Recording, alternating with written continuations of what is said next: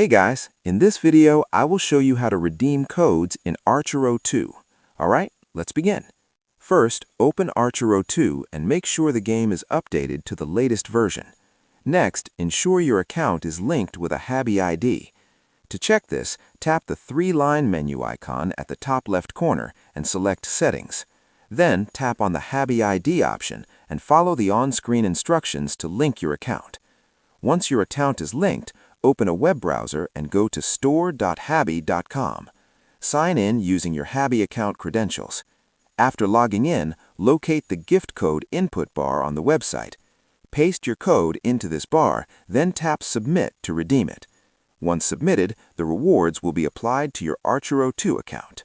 Make sure to double-check that your code is entered correctly to avoid any errors.